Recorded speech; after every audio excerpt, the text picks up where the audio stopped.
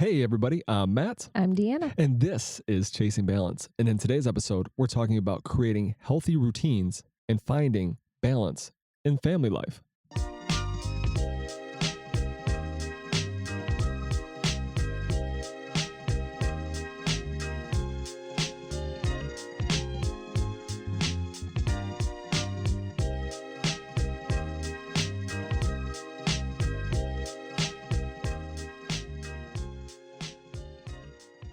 So we all know that healthy routines are important. You know, they bring structure and consistency to the chaos of what family life is. Developing and implementing structure and routines can reduce stress, increase time management skills, and develop stronger family connections. Now let's talk about the importance of routines in family life. Like, what is, a healthy routine in family life?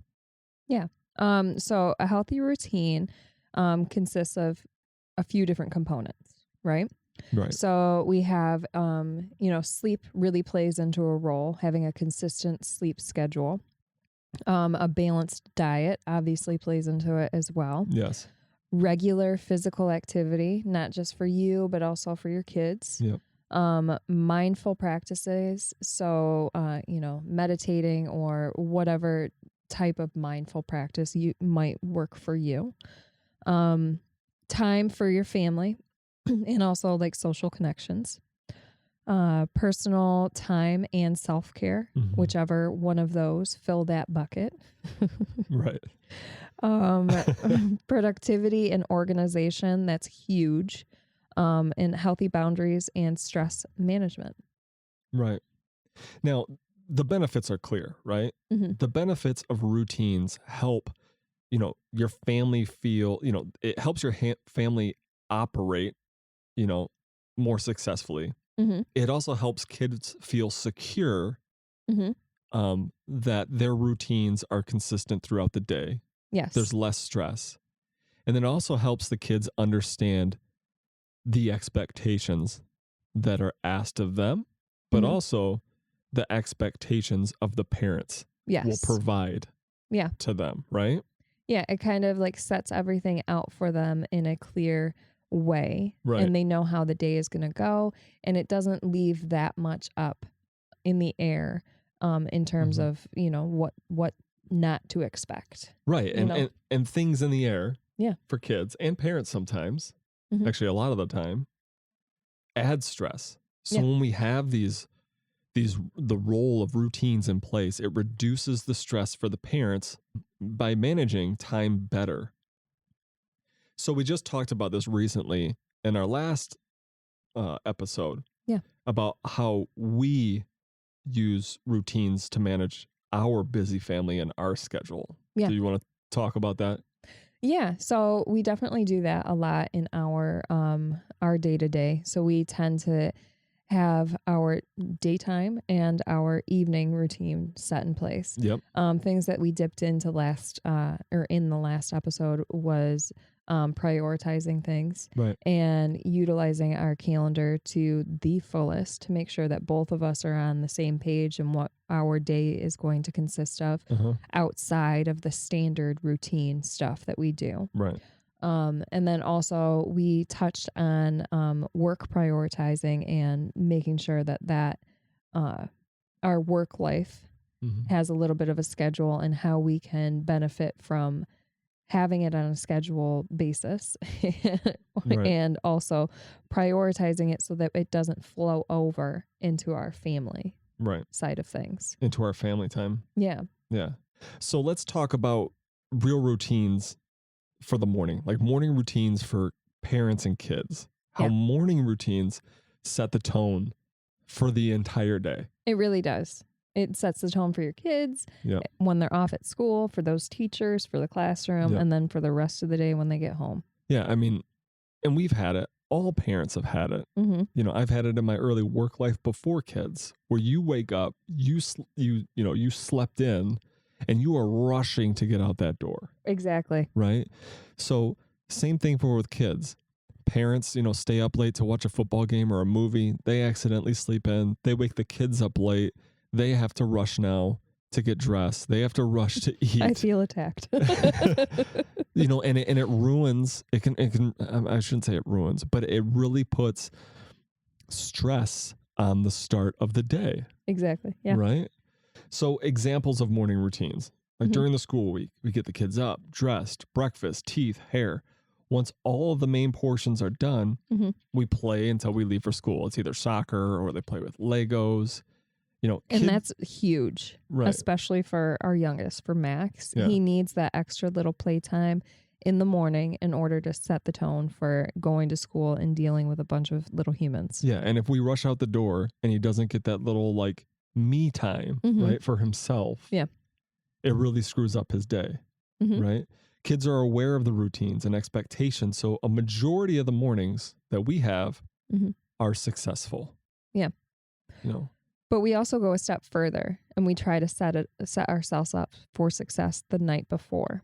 And that consists of pulling out what the kids are going to wear that day so that there's no, question. It's easy for us, for two of them, obviously, because they wear a uniform.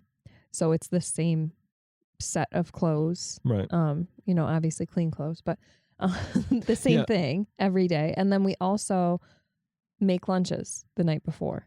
Yeah, so it's that and even little things that maybe you might not even see. Like the night before, I always make sure that there's water in the coffee maker. I always make sure that the coffee beans are filled up. I always make sure, like, I make sure that, like, even like the little things are set for the next morning. Always setting each other up and our family up for success for the next day. Because you never know. You don't know if someone's going to wake up sick. You don't know if someone's going to wake up late. Exactly. You know? And I mean, in fairness, you make sure that the coffee maker is ready for me in the morning. And then I make sure that your special weighted blanket is in the right position when I make the bed in the morning. So that when you go into bed and you go to sleep, you aren't fighting that 20-pound blanket.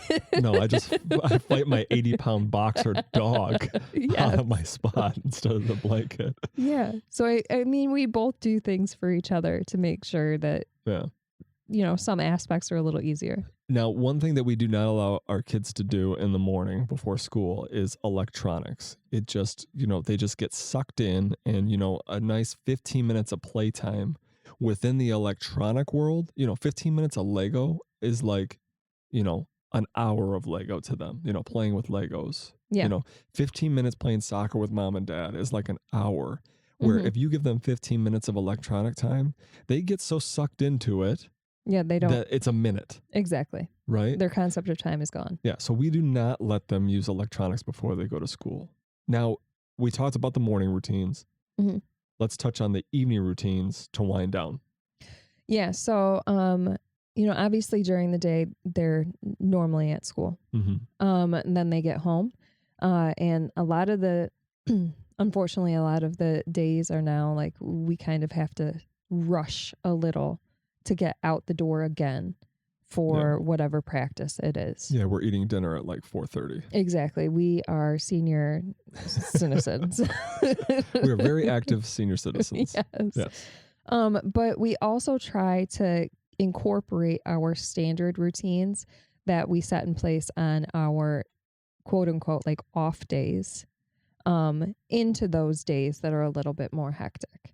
So our typical nighttime routine would be kids get home. They can use a little bit of electronics when they get home to kind of unwind. Because let's be realistic. When they get home from school. Yeah, when they get home from school. A short period of time they can use it and do whatever they were looking forward to doing, in the morning or during school.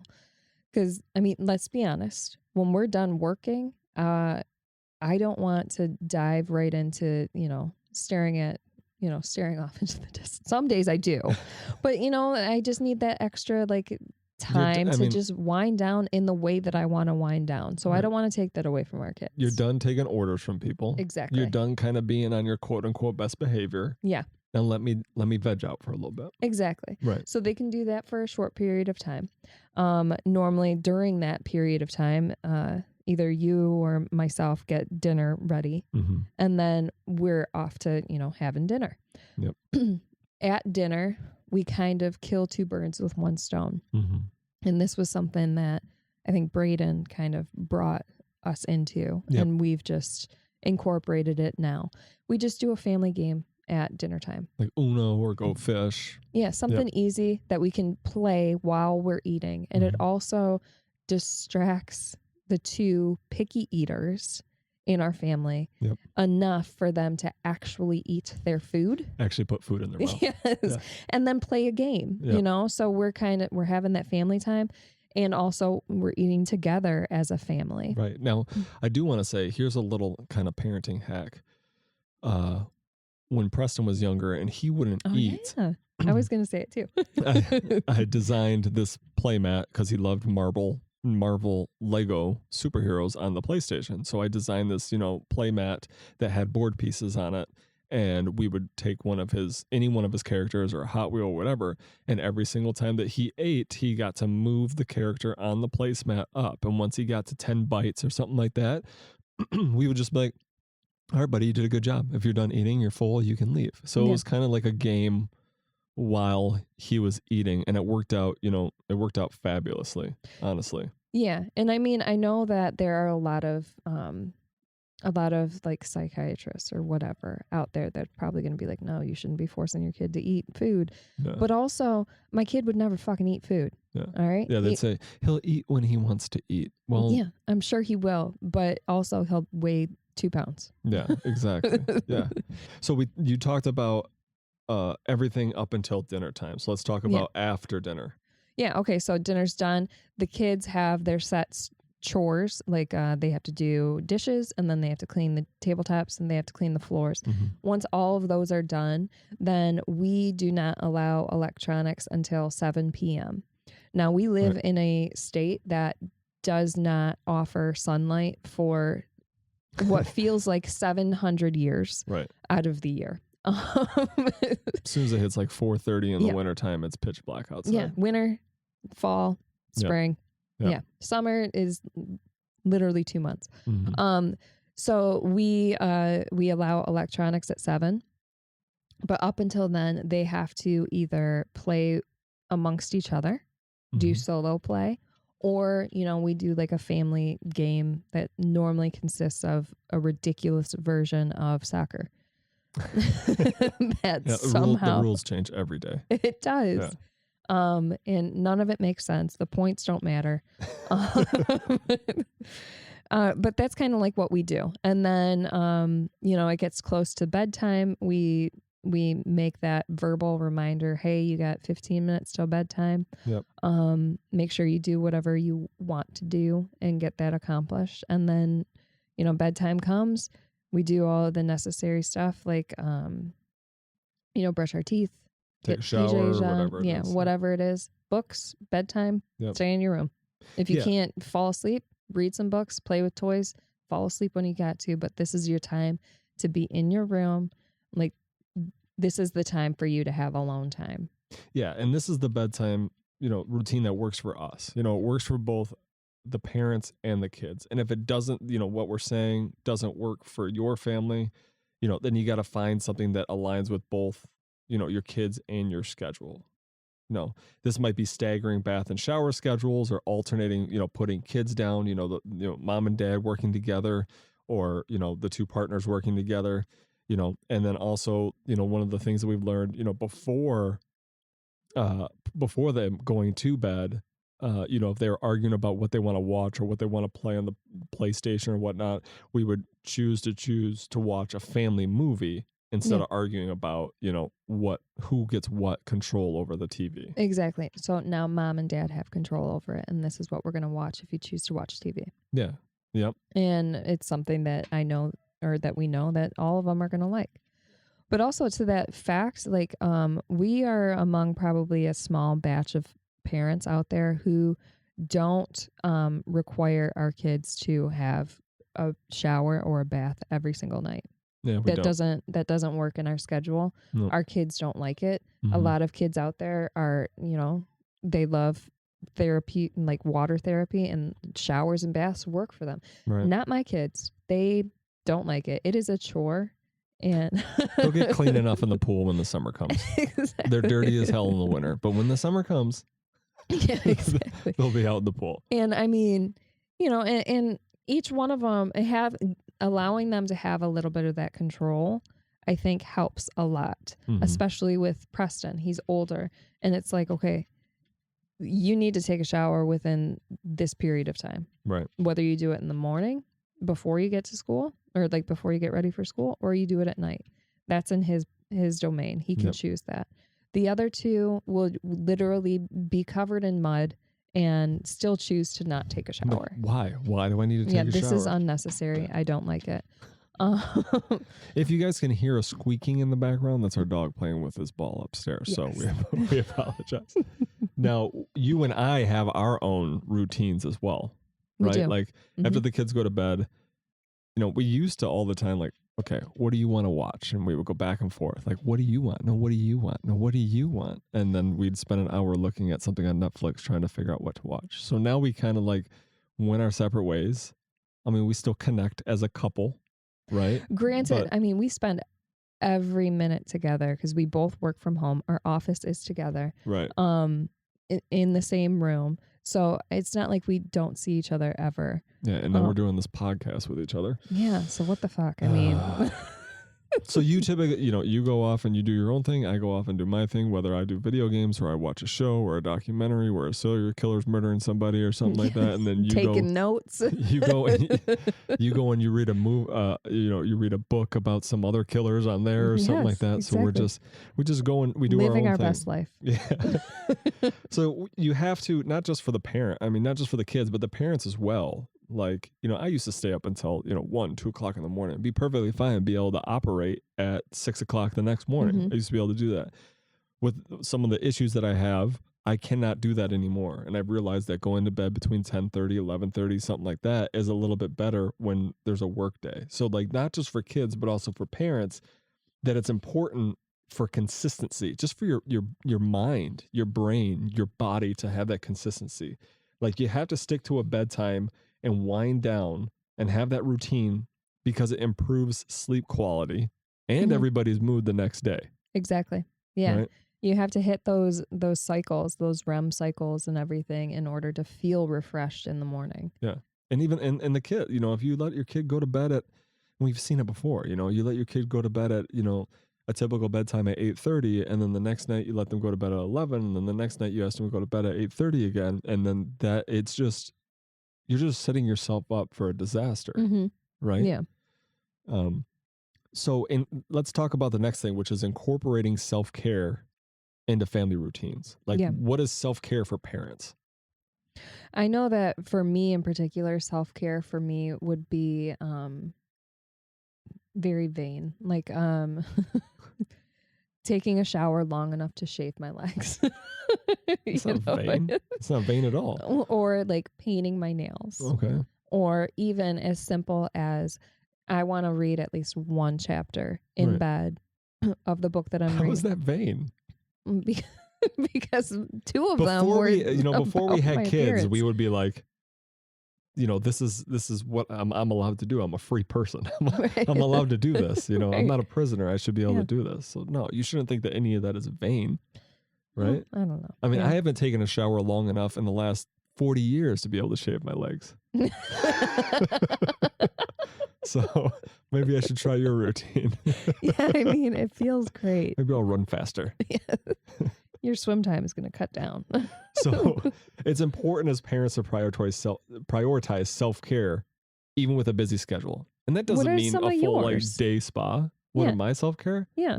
I mean, my thing is like, my self-care thing is being able to wind down at night. Mm-hmm. Like I have a lot of anxiety that runs through me daily on a constant basis. But once the kids are in bed and everything is calm and quiet in the house, if I have that TV time to myself right before bed, like that is when I feel the most healthiest, which is crazy. Yeah. Right? That is my self-care. Okay. What are you laughing about? What else is my self-care? You thought I was going to say something else? No.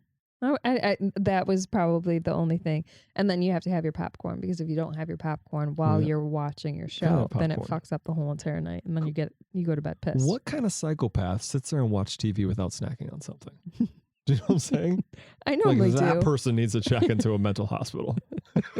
I brush my teeth when Max goes to bed. Yeah. So that I don't have to brush my teeth later, because You're a prisoner in your own world. Well, no, because if I don't brush my teeth when he goes to bed, then I will continue to snack throughout the whole entire night. And I just... Even while you're sleeping? Yes. So that's my self-care type of thing, is I like to watch TV for a little bit before bed when the house is all quiet. Same thing in the morning. I like getting up, like, especially even like, when we're on vacation or the kids don't have school or it's summer break or something like that. I like being the first one. And I see it online too, a lot about dads doing this. Like, it's like a dad thing. Like, dads get up, and I'm sure there's moms too, but I see dads get up, and they get up when the house is quiet, nobody else is up, and they have that first cup of coffee without anybody there. Mm-hmm. It's kind of like this relaxing thing, right? Gets you set for the day. And I've tried that approach, and I legitimately fall asleep on the couch. It does not work for me. So you have to find time for yourself, right? We have to incorporate moments of self-care into daily routines, whether it's morning meditation or maybe just, a short walk or reading a book before bed, just like what you like doing. Mm-hmm. My morning meditation, no, I don't meditate, but I do kind of have self-awareness while I'm sitting there drinking my coffee, right? In a quiet house, I'm able to think, right? And then we also, since we both work from home and the kids are off at school and everything, we do a lot of our, what would kind of be considered self-care, but also, hitting our physical activity bucket in there while the kids are gone. Just exercising while they're gone. And we do that type of thing. While they're at school, during our lunch hour at work. Right. To get it done, not the door. Yeah, so that's perfect. Like balancing family time and me time. Mm-hmm. You just have to find what works for your schedule. Like, when the kids are at school, we're at home, that me time of working out, running, it takes best place when they're at school, mm-hmm. During the school day or work day. That's what works for us. Because on the flip side, if it doesn't work out that way, then we have to make sure that one of the parents is home. They don't have meetings. Yeah. They're not busy, for the other one to be able to leave the house and go work out and run. And I also have a lot of guilt when I do that. Like, because we have such a consistent routine. And then, like, let's say, okay, I'm going to work out while you guys are having dinner. Then I'm not present for that. And I'm not present for, like, the family dinner. And I'm just taking time to myself downstairs running when I don't want to be running to begin with, but I feel like I have to do it for myself, but yet I want to be up there, But it's not that big of a deal. It's more of a big deal in your head. It is, than it is to us, right? And and that's good that you're bringing it up, because there's an importance. You have to put an importance on communicating with your partner to carve out self-care time. And whether that means it's just for yourself, like, hey, I want to go out to eat with one of my girlfriends. This is you talking, obviously, not me. Go out to eat with one of my girlfriends. Is that okay with you? Sure. Yeah, no problem. Or self-care together. Let's go on a date night. Let's do this. Let's plan some private time together. Just making sure that you have that open communication. So you guys aren't both just sitting there, miserable. Trying to be polite. Yeah, trying to be polite, not hurt anybody's feelings. Right, yeah. Nothing's going to work right if you both are miserable and don't get a little bit of time away and a little bit of me time. Now, yeah, and it's not even asking for permission. It's just making sure that you're okay with what the other one wants to do. Right, like as far as schedule goes. Yeah, exactly. Yeah, like, would it work if I go out to, this restaurant with my girlfriends on this day? Right. Yeah, and wrapping that up, it's important to have time for yourself.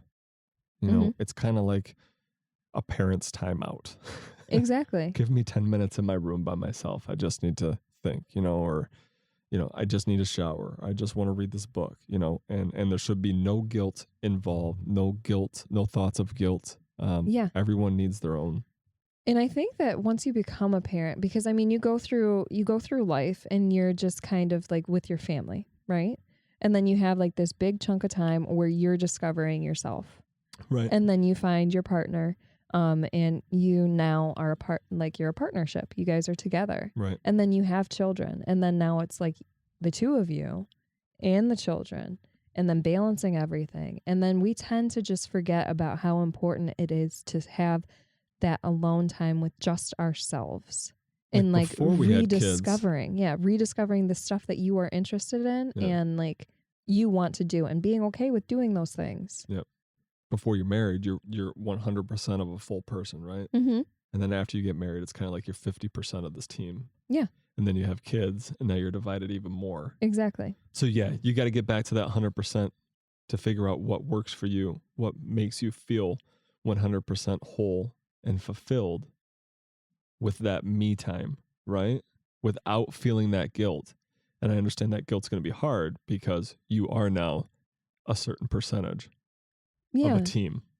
Exactly. And I mean, I really struggle with that, right? The guilt that I carry on a daily basis is very strong. So I'm just going to tell you guys how to do it. And I know full 100% I don't do it this way. Okay. But I mean, leading that, like being an example of that for your children, to like to have all of these responsibilities and setting the tone right for your family, but still also prioritizing yourself. Right. It shows them how important it is so that they can kind of realize that and then hopefully implement that as they get older and they have families of their own. Or even, if they don't choose to have family, but like they're out on their own and they're adults. Right. So everything that we talk about in this podcast, everything that we preach or say that we do is stuff that we would want our children to do. Exactly. Right. There's nothing that we're talking about where we're like, screw these little kids. Right. We need to be doing this. Right. It's for us as role models, for them to see it and think, well, mom and dad are doing that. I should be doing that. They're taking care of themselves. They're taking time out to do their own hobby, their own thing, their own fitness, their own routines. They're challenging themselves. Yeah. I should be doing that as well. Yeah, exactly. Right. Now, adapting routines for flexibility. Obviously, when we talk about routines and having the schedule going, we know that there's going to be a wrench thrown in, right? Mm-hmm. Rigid routines can sometimes backfire. Like life is unpredictable, especially with kids. So flexibility is key. Yeah. We have to teach kids that routines are designed to help things keep things on track and running smoothly. But you also have to be open to adjusting your schedule. And that's a healthy aspect for them to understand as they're younger. Exactly. And I feel like, it, and that's where you kind of practice the being able to and being comfortable with saying no. Right. Right. Mm-hmm. So if things pop up and it works within your schedule and it doesn't throw everything off balance, then yes, dive into it, be spontaneous. But if it completely ruins everything else, be okay with saying no. In either one of those scenarios is a good teaching moment and a good example for your kids to see. Right. No, I agree. Flexibility is key, right? They know that the routines are there. They sleep better. They feel better. They act better when the routines are there. But they have to be open. Exactly. Just like you said. And they need to be able to see that, the parents have open schedules if something pops up. Exactly like how you talked about a few episodes ago, how, it's after school, you got to get back to work, you're picking the kids up, a little spontaneous trip to the playground. Yeah. Be open to it. Right. Right. And sometimes opening up your schedule can lead to more joy, more success, even though we have to understand that, most of the time it's probably going to be a no. Right. Right. Right. Because we have stuff to do and we have a schedule. Right. So tips for staying flexible with routines without losing the benefits of structure. Just like I said, there's little things that will come up. Just like you said, there's things that will come up that you can say yes to or no to. Yeah. As long as they don't kill the structure of the benefit and routines of your family. Yeah. Right? Make small changes as needed. Exactly. Yeah, I think that is the most important key element of it, is to be okay and be open with the flexibility of having that in your schedule. Mm-hmm. But then also like show them that it's not going to destroy everything by saying yes, Mm-hmm. but and also be the example that they can see in, okay, well now we can say yes, or Right. now we have to say no. Right. You know? Now, real life example of that, like how we adjust routines when family plans or kids' needs shift unexpectedly. And this is one thing that I want to, install in our kids. And I'm sure you feel the same way. I think you feel the same way. Work does not come first. No. Right? You have this schedule, you have this routine of school and work, right? Mm-hmm. It is what it is. But if something is wrong with our family, health, anything, fuck work. Yeah. Right? That routine's gone. Yeah. That's something that can change at the drop of a hat. Work is not first. Exactly. Right? That's one of the things. You can break schedules for, family emergencies or unexpected things that come up. Mm-hmm. Right? We've done this in the past. There's unexpected medical emergencies. There's unexpected, concussions on a football field. Yeah.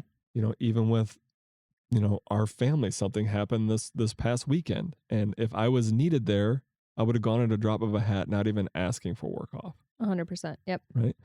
And again, with that being said, I know that if you had to leave or if you had to go somewhere and vice versa, that we would be able to, survive. We would be able to take over everything. Yeah. And the kids would know that with that being said, things are going to adjust. Right. So that might look like we're going to be asking for help from teammates' parents in to drive to carpooling. Yep. Yeah. For practice. We're going to be asking for help with carpool because now I can't do both of those. Right. So they would understand that.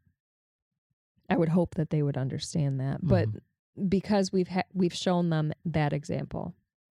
We've showed them that we have to be flexible, that our routine is beneficial, but also it's not like set in stone. Like this is just what works for our family. Mm-hmm.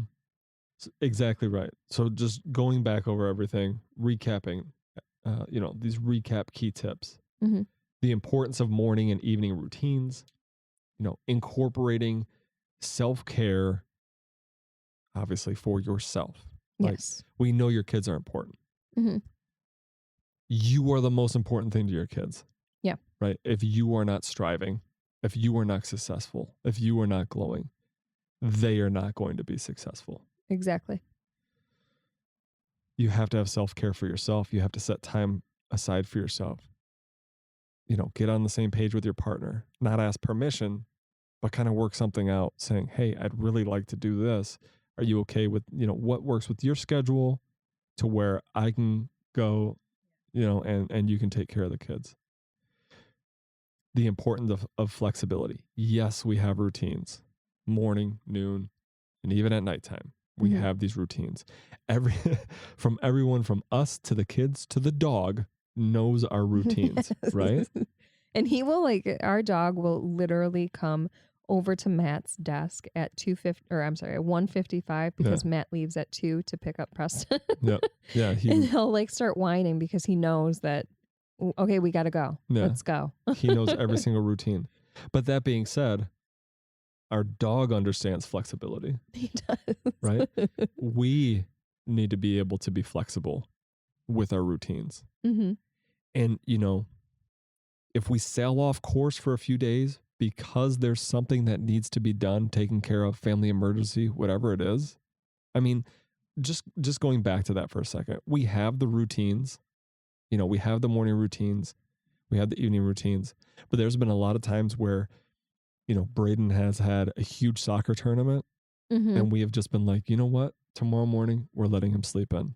Yeah. We're going to go to school late tomorrow. School's important, but not really. Yeah. No, it's not that important. It's not extremely important, especially since not so much that he can't skip a couple hours, right? Yeah, exactly. So having that flexibility, and then just having the same shared family, rituals and routines. Everyone's on the same page. Everyone acts better, gets along better, having these routines in place. So we encourage listeners to start small, pick one routine to implement, and gradually build from there. Think of it as, either the morning routine, evening routine. If your kid's not falling asleep at a certain time, just make sure that you have a steady bedtime routine put in place, and that's followed every day, every night. I think a cycle has to be broken 3 times in a row for it to actually stick. So if you do have a routine in place, day 1, day 2 goes well, and day 3 you kind of slough it off, and it's like, oh well, we're having a party tonight, we'll let them stay up late, we'll let them do this. You got to start that all over again. Right. Yeah. Takes 3 days, I believe, what it is to break the cycle. So we greatly appreciate everybody listening.